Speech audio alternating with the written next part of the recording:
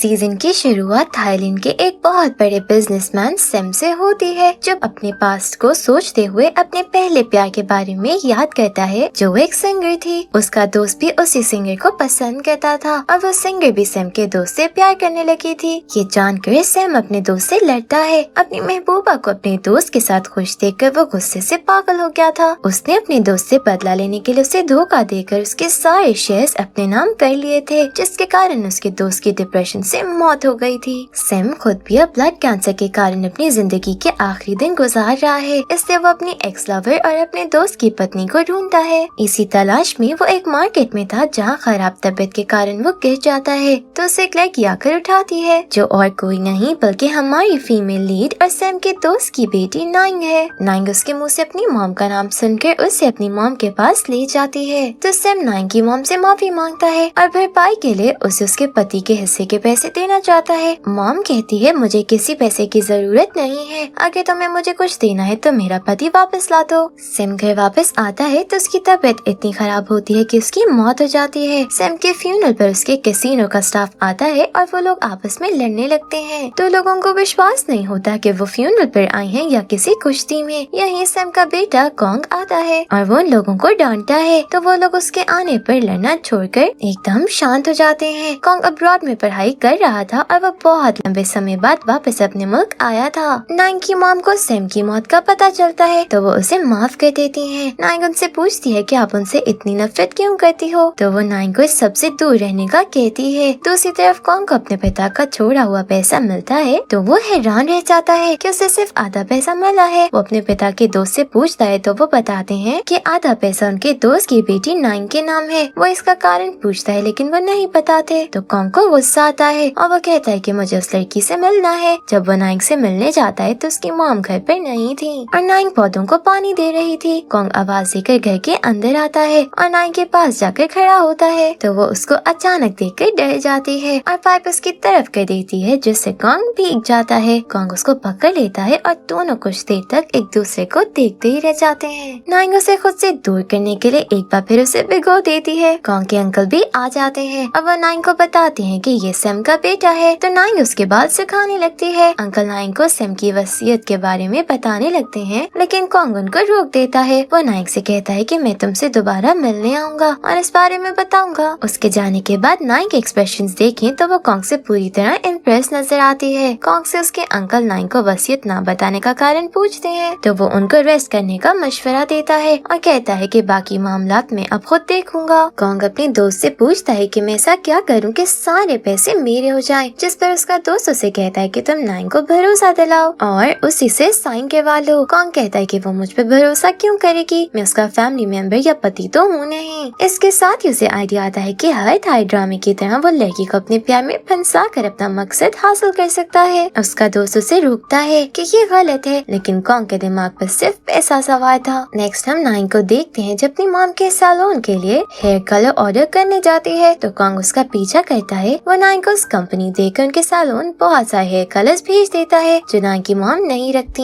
Worker उनको बता देते हैं कि ये कॉन्ग की तरफ से है, तो मॉम गुस्से से उनको भगा देती है और नाइंग को कॉन्ग से दूर रहने का कहती है। कॉन्ग नाइंग से मिलने उसके घर जाता है, तो नाइंग उसे अपनी मॉम की वजह से घर के अंदर नहीं आने देती, जिस पर वो जबरदस्ती उसे पकड़ कर पूछता है कि तुमने हेयर कलर वापस क्यों किए। नाइंग उसे घर से निकालने लगती है और कॉन्ग निकलना नहीं चाहता था। इस खींचातानी में कॉन्ग नाइंग के घर की सीढ़ियों पर बैठ जाता है और नाइंग उसके ऊपर गिरती है। नाइंग उसे कहती है तुम जाओ वरना मेरी मॉम तुम्हें देख लेंगी, तो वो कहता है कि इसका मतलब है तुम मुझे पसंद करती हो, बस मॉम से डरती हो। नाइंग उसको निकाल कर दरवाजा लगा देती है। रात को उसकी मॉम उसे कहती है कि मैं यहाँ से शिफ्ट होना चाहती हूँ। कॉन्ग अपने अंकल से पूछता है कि नाइंग की मॉम मुझे क्यों पसंद नहीं करती, क्या उनके मेरे पिता के साथ कोई झगड़ा था। अंकल कहते हैं कि वो छोड़ो, तुम नाइंग को अपने पिता की वसीयत का बता रहे हो या मैं बताऊं। कॉन्ग उनको विश्वास दिलाता है कि वो बता देगा, लेकिन अंकल उसे एक माह देते हैं कि एक माह के अंदर अंदर बता दो वरना मैं बता दूंगा। रात को कॉन्ग नाइंग के घर के बाहर टांग झांग करता है, तो उससे नाम विंडो से नजर आती है जो कपड़े चेंज कर रही थी और वो भी बड़े शौक से देखने लगता है। तभी उसकी कॉल आ जाती है, तो उसे वहाँ से जाना पड़ता है। कॉन्ग नाइंग से मिलने के लिए नया आइडिया निकालता है और वो अपनी कंपनी के थ्रू मैगजीन शूट के लिए नाइंग को मॉडल का मेकअप करने के लिए बुलाता है। नाइंग कॉन्ग के घर आती है तो वो काफी हैरान होती है और इसे पूछती है कि तुमने मुझे जानबूझकर बुलाया। कॉन्ग कहता है कि मैंने अपनी कंपनी को सिर्फ तुम्हारा नाम सजेस्ट किया है। नाइंग उस पर विश्वास कर लेती है। कॉन्ग उसे अपना पूरा घर घुमाता है और फिर वो उसे ऑफिस ले जाता है जहाँ बेडरूम भी था। नाइंग को ये देखकर गुस्सा आता है और वो कहती है कि तुम बहाने से मुझे बेडरूम लाए हो, लेकिन कॉन्ग कहता है कि बेडरूम में भी ऑफिस हो सकता है। वो नाइंग को मेकअप के बारे में समझाते हुए उसके काफी करीब हो जाता है तो नाइंग उसे दूर होने का कहती है। कॉन्ग बेडरूम के पर्दे हटाने लगता है और प्लान के मुताबिक नाइंग को बुलाता है। फिर वो गिरने का नाटक करता है तो नाइंग उसे बचाने लगती है, जिस कारण दोनों बेड पर गिर जाते हैं और पर्दा उनके ऊपर गिरता है। पर्दे में फंसने की वजह से नाइंग उठ नहीं पाती तो कॉन्ग उससे गले लगा लेता है। नाइंग उठने की कोशिश में कॉन्ग के साथ जमीन पर गिरती है और तभी वहाँ कोई आ जाता है और सबको इस बात का पता चल जाता है। कॉन्ग बहुत मुश्किल से सबको शांत करता है और समझाता है कि जैसा आप समझ रहे हो ऐसा कुछ भी नहीं है। कॉन्ग मेकअप के दौरान भी नाइंग के पीछे पीछे था और इसका हर तरह ख्याल रखने की कोशिश करता है। वो नाइंग को इम्प्रेस करने का कोई मौका हाथ से जाने नहीं देना चाहता था। कॉन्ग नाइंग को घर छोड़ने जाता है कि तभी नाइंग के दोस्त थॉर की बाइक के साथ उनकी टक्कर हो जाती है। थॉर जो नाइंग को ये लेने जा रहा था कॉन्ग उसे गरीब समझकर पैसे पकड़ाता है और जाने का कहता है, जिस पर थॉर उससे लड़ने लगता है। तभी नाइंग कार से बाहर आती है और कॉन्ग को बताती है कि ये मेरा दोस्त है, जिस पर कॉन्ग का बर्ताव बिल्कुल ही बदल जाता है। वो अब थॉर से बहुत अच्छे से बात कर रहा था, लेकिन थॉर जान गया था कि ये अच्छा इंसान नहीं है, इसलिए वो नाइंग को अपने साथ लेकर चला जाता है। थॉर नाइंग की मॉम से कहता है कि आप ठीक कह रही थी, कॉन्ग अच्छा इंसान नहीं है। उसका बर्ताव देखकर मैं समझ गया हूँ कि वो भरोसे के काबिल नहीं है। अगले दिन नाइंग मार्केट जाती है तो उसके सामान का बिल कॉन्ग दे देता है। नाइंग उससे रूडली बात करती है और उसे वहाँ से जाने का कहती है। कॉन्ग उसकी कोई भी बात सुने बिना उसकी बास्केट खींचने लगता है क्योंकि वो उसे ड्रॉप करना चाहता था। नाइंग उससे पीछा छुड़ाने के लिए उसके ही पैसों से भारी भारी सामान लेती है, जिसे उठाकर कॉन्ग काफी थक जाता है। वो नाइंग के घर छोड़ने जाता है तो नाइंग उसे वापस जाने का कहती है, लेकिन वो मान न मान मैं तेरा मेहमान बनकर उसकी खाना बनाने में मदद करने लगता है। वो जानबूझकर अपनी उंगली पर कट लगा लेता है तो नाइंग उसे बैंडेज लगाती है। तभी कॉन्ग उसे फ्लर्ट करने लगता है तो नाइंग उसे रोकने की कोशिश में उसके ऊपर गिर जाती है। दोनों काफी क्लोज आ जाते हैं और कॉन्ग उससे किस करने लगता है। तभी वहाँ थॉर आ जाता है और उनको ऐसे देख लेता है। नाइंग थॉर को देखकर कॉन्ग को जाने का कहती है तो वो उसे कहता है कि मुझे कार तक छोड़ कर आओ। नाइंग भी उसकी बात मान लेती है। कॉन्ग जाने से पहले उसके गाल पर किस करता है तो नाइंग उस पर गुस्सा करती है, लेकिन उसके जाने के बाद वो खुश होने लगती है। नाइंग की मॉम के आने पर थॉर उनको सब कुछ बता देता है तो टेंशन से उनकी हालत खराब होने लगती है। थॉर उनको कहता है कि आप चिंता मत करें, मैंने न्यू घर देख लिया है, आप वहाँ शिफ्ट हो जाएं। नाइंग उसकी मॉम कॉन्ग से दूर रहने का कहती है और उसे कहती है कि मेरा भरोसा मत तोड़ना। नाइंग अपनी मॉम के साथ न्यू घर देखने जाती है तो कॉन्ग उनके बाद उनके घर आता है और नाइंग को ना पाकर उसकी दोस्त से मिलता है तो वो उसे नाइंग का सच आशिक समझकर उसे नाइंग के नए घर का एड्रेस दे देती है। कॉन्ग उस घर की लैंडलेडी को ज्यादा पैसों की ऑफर देकर वो घर रेंट पर ले लेता है तो वो नाइंग की मॉम को फोन करके उनको घर देने से मना कर देती है। मॉम काफी परेशान हो जाती है क्योंकि वो अपने पुराने घर की लैंडलेडी को भी बता चुकी थी और यहाँ नए किराएदार आ रहे थे।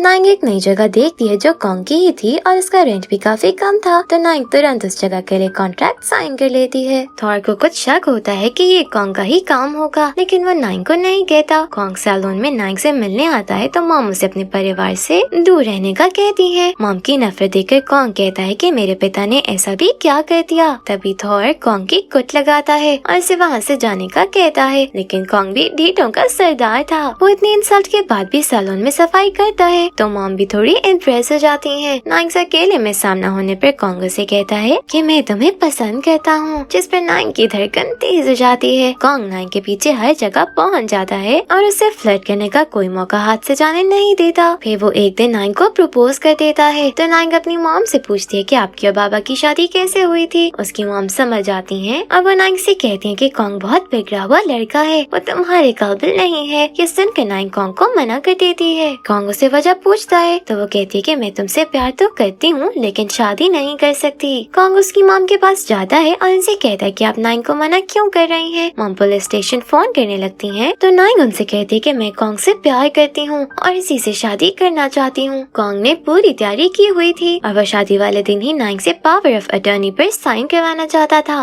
उसके अंकल उसे नाइंग से शादी करने पर समझाने की बहुत कोशिश करते हैं, लेकिन वो कहता है कि मैं नाइंग से प्यार करता हूँ। उधर नाइंग की मॉम इस शादी से खुश तो नहीं थी, लेकिन वो अपनी बेटी को इस शादी से रोक नहीं सकती थी। कॉन्ग के अंकल के समझाने पर मॉम भी उनकी शादी के लिए मान जाती है और कॉन्ग से कहती है कि अगर तुमने नाइंग को हर्ट किया तो मैं उसे अपने साथ ले जाऊंगी। कॉन्ग को ये सुनकर अच्छा नहीं लगता क्योंकि अंदर कहीं उसे भी नाइंग से प्यार होने लगा था। शादी का दिन आ जाता है और शादी करने के बाद कॉन्ग नाइंग को साथ लेकर पावर ऑफ अटर्नी साइन करवाने ले जाता है। मॉम को कॉन्ग का इस शादी के पीछे का मकसद पता चल जाता है, लेकिन तब तक पावर ऑफ अटर्नी पर साइन हो चुके थे। तब तक अंकल को भी कॉन्ग के इरादों का पता चल गया था और वह नाइंग को उसकी असलियत बता देते हैं। नाइंग को विश्वास नहीं होता कि शुरू से अब तक कॉन्ग सिर्फ पैसा पाने के लिए उसको ट्रैप कर रहा था। नाइंग ये सब जानकर कॉन्ग से कहती है कि मैंने तुम पर अंधा भरोसा किया है, तुम्हारे लिए सिर्फ पैसा अहम है तो अब तुम उसी पैसे के साथ रहो। वो कॉन्ग को खुद से दूर रहने का कहकर वेडिंग ड्रेस में ही वहाँ से रोते हुए चली जाती है। कॉन्ग बहुत दुखी होता है क्योंकि उसे वाकई नाइंग से प्यार हो गया था, लेकिन अब बहुत देर हो चुकी थी। नाइंग कॉन्ग से रिलेटेड हर चीज जला देती है। वो अपनी मॉम से कॉन्ग की फैमिली से नफरत करने की वजह पूछती है तो मॉम उसे कॉन्ग के पिता के बारे में सब बात बता देती है। तभी कॉन्ग उसके घर के बाहर आता है तो नाइंग उसे वहाँ से जाने का कहती है, वरना वो पुलिस को बुला लेगी। कॉन्ग को विश्वास नहीं होता कि नाइंग उससे इतनी नफरत करने लगी है। नाइंग कॉन्ग को एक कॉन्ट्रैक्ट भेजती है कि धोखे से साइन करवाए पेपर्स को कैंसिल करना होगा, नाइंग के हिस्से के पैसे उसे लौटाने होंगे और उसको डिवोर्स देना होगी। कॉन्ग पैसे लौटाने को तैयार था, लेकिन वो डिवोर्स देने से मना कर देता है। नाइंग उसे कहती है कि तुमने प्यार में तो मुझसे शादी नहीं की, तो अब डिवोर्स ना देने का नाटक क्यों? कॉन्ग नाइंग को अपने घर रहने का कहता है तो वो अपनी शर्तें मनवा कर कॉन्ग के घर रहने चली जाती है। असल में नाइंग का प्लान ये था कि वो कॉन्ग को इतना परेशान करेगी कि वो खुद उसे डिवोर्स दे देगा। कॉन्ग उसे उसके हिस्से के कुछ पैसे देकर बाकी कोर्ट के ऑर्डर के बाद देने का वादा करता है। साथ ही वो नाइंग को अपना क्रेडिट कार्ड भी देता है क्योंकि वो किसी भी तरह नाइंग पर साबित करना चाहता था कि वो वाकई उससे प्यार करता है। नाइंग उसके पैसे से खूब शॉपिंग करती है, खुद भी महंगी महंगी चीजें लेती है और अपने दोस्तों को भी लेकर देती है। लेकिन कॉन्ग को इस बात की कोई चिंता नहीं थी, उसे दुख था तो सिर्फ इतना कि नाइंग उसकी बजाय थॉर के साथ शॉपिंग कर रही है। नाइंग को उसके दोस्त थॉर के साथ देखकर कॉन्ग बहुत जेलस होता है और वो नाइंग को जेलस फील करवाने के लिए किसी लड़की को घर ले आता है, लेकिन नाइंग को जैसे अब कोई फर्क नहीं पड़ता था। अंकल को नाइंग की हरकतें पता चलती हैं तो वो उसे समझाते हैं कि इस सब का कॉन्ग पर असर नहीं होने वाला क्योंकि उसके पास बहुत पैसा है। नाइंग कहती है कि अगर उसके पास इतना ही पैसा है तो उसने पैसे के लिए मेरी जिंदगी क्यों खराब की। नाइंग अब कॉन्ग का क्लब भी ज्वाइन कर लेती है, जिस पर कॉन्ग उसे मना करता है तो वो कहती है कि अगर तुम्हें ये सब बुरा लग रहा है तो मुझे डिवोर्स दे दो। कॉन्ग को समझ आ जाता है कि वो ये सब इसलिए कर रही है, इसलिए वो कहता है कि वो तो मैं कभी नहीं दूंगा। फिर वो नाइंग को जबरदस्ती अपने साथ कार में ले जाता है तो नाइंग फिर उसे डिवोर्स का कहती है, लेकिन कॉन्ग उसे किस कर लेता है। नाइंग उसे याद करवाती है कि उसकी शर्त थी कि कॉन्ग उसे टच नहीं करेगा। कॉन्ग के एग्रीमेंट तोड़ने पर वो उसके घर से चली जाती है। वो थॉर को कार गिफ्ट देती है, लेकिन कॉन्ग उसे कहता है कि तुम कुछ मिलियंस खर्च कर मुझे डिवोर्स के लिए मजबूर नहीं कर सकती।